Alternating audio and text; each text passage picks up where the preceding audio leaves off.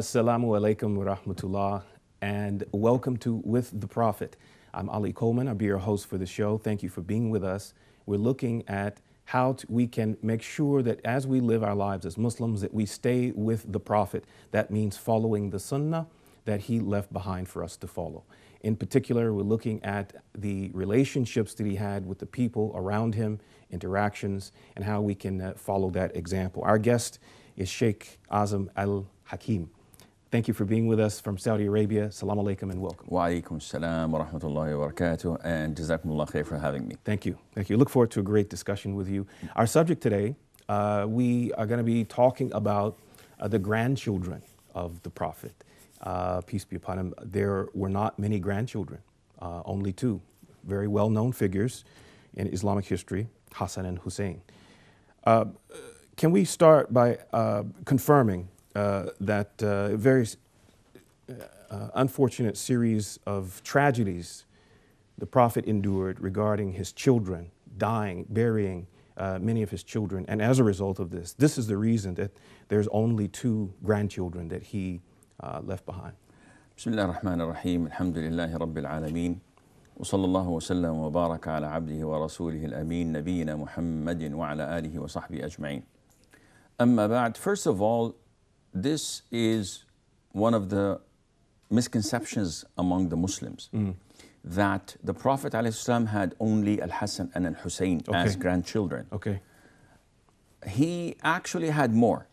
So from Fatima, who was his beloved daughter, and Ali, who was his cousin, he had Al-Hassan, he had Al-Hussein, he had Muhsin, and he had two granddaughters were Kulthum and Zainab. Kulthum was married to Umar ibn al-Khattab, who was way older than her and her father, yet he wanted to have a marital relationship with the descendant of the Prophet ﷺ. And Zainab was married to Abdullah ibn Ja'far ibn Abi Talib, her cousin, if I'm not mistaken. Then the Prophet ﷺ had from his daughter Zainab bint Muhammad, he had Umama and he had Abdullah. So Ali, that is. Umama, the daughter of Abu al-As, and Ali, the son of Abu al-As. And the Prophet had from Ruqayyah, his daughter that was married to Uthman, one son, and his name was Abdullah, and he died when he was 6 years of age. So in total, these are the grandchildren of the Prophet ﷺ. Well known of them is Al-Hassan, Al-Hussein, Kulthum for her marriage to Umar, and Umama for the hadiths where the Prophet ﷺ used to carry her and pray and lead the prayer while carrying her, and other hadiths as well. Okay, great. Thank you for clarifying that. And just to follow up, in terms of those grandchildren that survived, did they all survive?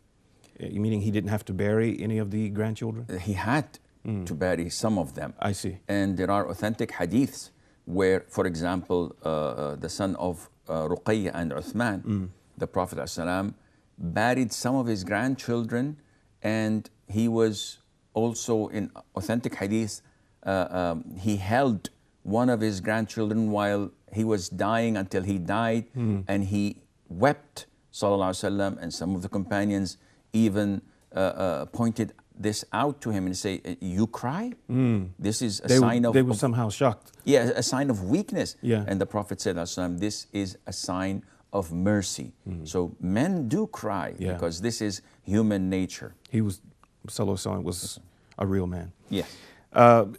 We're going to talk actually about mercy a little bit later, so thank you for bringing that up. One part of Islam, if we look at the Sunnah, we can learn a lot about many aspects of life. One often neglected part is health and diet and healing. I want to touch on both of these subjects, health and healing, and look at how the Prophet, peace be upon him, demonstrated a concern for that and learned from these examples. We'll start with this tanik. So you have a newborn, an infant, a young person. They can't eat food that adults eat. What can you tell us about this tanik? Is it chewed or smashed dates? Okay, first of all, when a child is born, there are a number of etiquettes to be followed. Where do we get these etiquettes from? From the Prophet himself, ﷺ. And this is one of the benefits of studying the seerah, the biography of the Prophet ﷺ, that we tend to get deep into learning our religion through him, sallallahu alaihi wasallam. So one of the rituals or one of the etiquettes of receiving a newborn is that the first thing that enters a newborn's stomach would be a small, tiny piece of date. And this was proven through the authentic Sunnah when the Prophet was brought ﷺ with a child to sort of bless him, and he took a small piece of date, he chewed it quite well so that it would not get stuck. Rather, it would be absorbed totally by the child, and he put a small piece of it in the ceiling of his throat. So just putting it there, and the children by nature love sweet. So this newborn did not even taste his mother's milk That's yet. what I was going to ask you. It's the first thing. And in the hadith, it says that the Prophet smiled when he saw that newborn liking what he is tasting. And he said, Subhanallah, the people of Ansar love dates. And this was like a couple of hours old child. What's the benefit of it? As Muslims, we usually don't tend to relate things to medicine, to science, because it's an added value. But even if science did not prove anything, we adopt it because the Prophet did it, alayhi salatu wassalam. So scientists say that this helps immensely to fight the deficiency in glucose in the newborn's bloodstream. Modern science looking at the benefits of this practice that the Prophet conducted. Correct.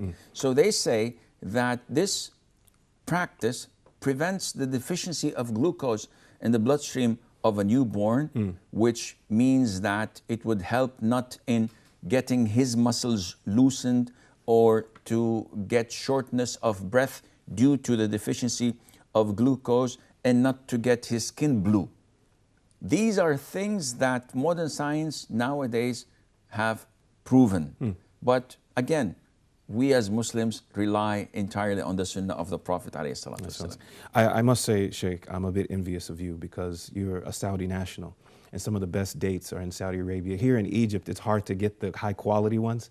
My country, of course, the U.S., imports them, and I'm really missing those good dates. Inshallah, we'll send you a box of them. Thank you. Thank you. I look forward to it. We would like to move next to this practice of Aqeeqah. The Prophet, peace be upon him, he said that every boy is mortgaged by his Aqeeqah. So slaughter for him on the 7th day and shave his head and name him. Would you please elaborate on the Prophet in this? He's saying every boy is mortgaged by Aqeeqah. What does he mean by that? And what's the wisdom behind Aqeeqah? I think this is a problem of translation. See, a lot of the times we have big issues when it comes to translating Arabic text into other languages. If the person translating it is not knowledgeable in both languages, and at the same time is not knowledgeable in Islamic studies, you have issues. I remember once I was doing a lecture on funeral rites, and there was a hadith, and I was looking for the interpretation of it. The hadith states that there are 7 people who are martyred or considered to be martyrs other than those killed on the battlefield. Okay. And one of them in Arabic is al-mat'un. The word al-mat'un has 2 meanings. One is a person who's stabbed. Again? Al-mat'un. A person who was stabbed with a knife. Okay. So it comes from a ta'n.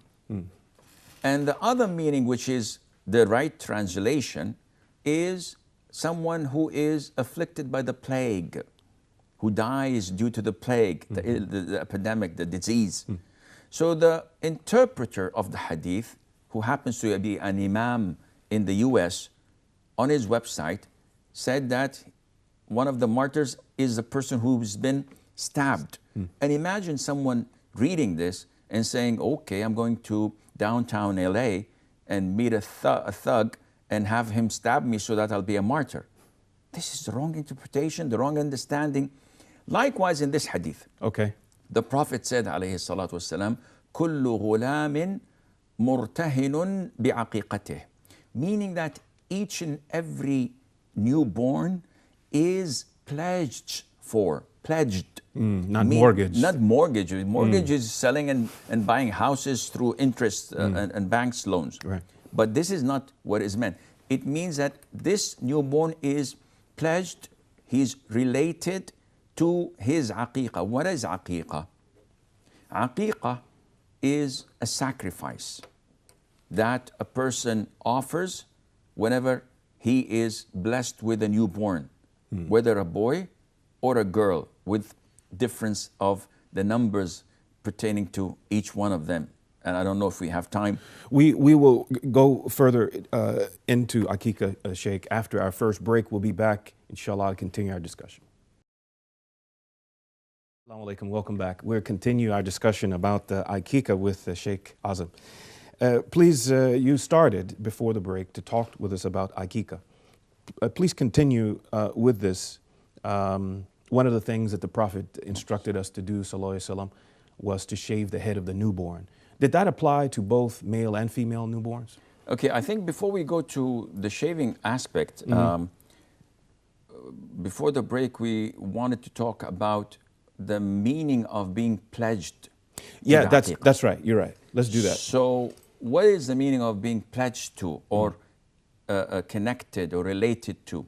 This, the scholars said that whenever a person does not slaughter this sacrifice as a form of gratitude to Allah for blessing me with a child, then if the child were to die at an early age, he would not intercede for his parents, because his parents fell short from following the sunnah of sacrifice. The other interpretation, as the scholars say, would be that those whom their parents do not offer the aqeeqah, the sacrifice for them, they will not protect their children from shaitan. So he would have some sort of influence over them as they grow up. As in the case when a person has intimacy with his wife and he does not say Bismillah. If he does, and Allah Azza wa Jal decrees that from that night a child is resulted, then if he does, Allah will protect that child from shaitan. If he doesn't, Allah will not. So it's almost the same thing as the scholars say to us. There are etiquettes for aqeeqah. Yeah. The age, for example, it's the same as the age of udhiyah. And udhiyah is a sacrifice we offer when we do not perform Hajj. We offer it on the Eid of Hajj. So it has to be 6 months old if it's a sheep, at least, or 1 year old if it's a goat. It can. These are principally the two animals. Correct. And the most authentic opinion is that you cannot slaughter a camel or a cow and have 7 shares like you do in Hajj. This is a different story. It's an issue of dispute, but this is the most authentic opinion. And also, when it comes to the number of sacrifice we have to give, it differs from if it's a male child or a female child. Okay. And again, I can hear them saying, the women as usual coming and complaining, and this is male chauvinism and all this nonsense they have. This is Islam, in the sense that we are to execute what Allah tells us to do. We have to perform what Allah orders us to do. In Islam, there are 5 incidents and cases where a male is double the female. One of them is the Aqeeqah. Okay. If you're blessed with a baby boy, you slaughter 2 sheep. I see. If you're blessed with a girl, you slaughter 1 sheep. Okay. The second is when it comes to testimony. So Allah mentioned at the end of Surah Al-Baqarah, chapter 2, that the testimony of a man is equivalent to the testimony of 2 women. So if I have a transaction, selling and buying, loans and the likes, I have to have 2 male witnesses. If not, then 1 male witness and 2 female witnesses. So this is number 2. Number 3, it deals with blood money. So if a person by mistake kills a man, he has to give 100 camels, or what's worth of the value of 100 camels to his family. This is blood money. Okay. But if he kills a woman, he gives 50 camels. And I don't know, I've lost track. The 4th or the 5th, I don't know, is when it comes to inheritance. So, as mentioned in chapter 4, Surah An-Nisa, Allah Azza wa Jal advises you about your offspring. لِلذَّكَرِ مِثْلُ حَظِّ الْأُنْثَيَيْنِ. The child, male boy, has double the female girl in inheritance. So if I have a son and a daughter, he gets 2 shares, she gets 1 share. And the last and 5th category, where women are half of the men, is in the reward of freeing a slave. The Prophet tells us, ﷺ, if a man frees a slave, Allah will free with each organ of that man an organ of the one who freed his slave from hellfire. So this is a great virtue to freeing slaves, and Islam promotes freeing slavery like nothing else. Yeah, there's a spiritual incentive. Yeah, so if you free a slave, with each organ of that slave, Allah frees an organ of you. An arm for an arm, a leg for a leg, the whole body. And then the Prophet says, and whoever frees 2 women slaves, Allah will free 1 of that person. So these are the 5 incidents. Yes, yes. And so it all started with Aqeeqah and the animals that are offered depending on male or female. So Correct. Thank you for that accounting. Of course, the meat has to be distributed, but a lot of us may think that it has to be divided into 3 divisions. 1 for charity, 1 for gifts to the neighbors and loved ones, and 1/3 we consume it, like the udhiyah. And this is not true. Aqeeqah is different from udhiyah, that all what matters is the shedding of the blood as a form of gratitude for the sacrifice to Allah Azza wa Jal. What to do with the meat, it's up to you, and the sky is the limit. You can put it all, store it in your fridge. You can give it all to the poor. You can invite your friends and loved ones and have a feast and eat it all. And you can divide it into different parts and distribute it here and there. So the social impact when the Prophet ﷺ performed Aqeeqah for his grandchildren, what do we have in our records about that, the social impact? How did it affect the people when they saw the Prophet doing this, peace be upon him, for his grandchildren?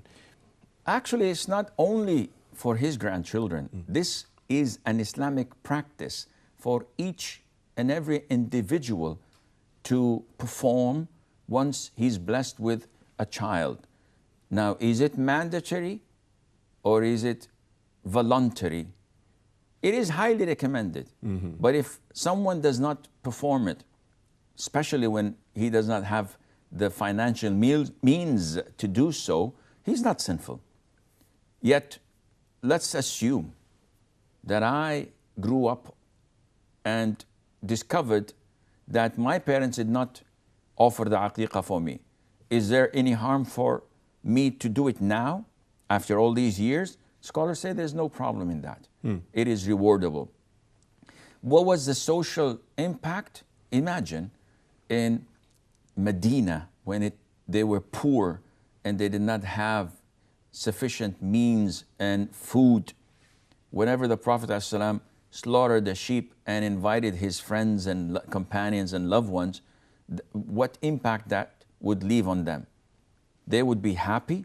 Yeah. They would make a lot of dua, which we know that we have to do to the one who's blessed with a child in a certain format.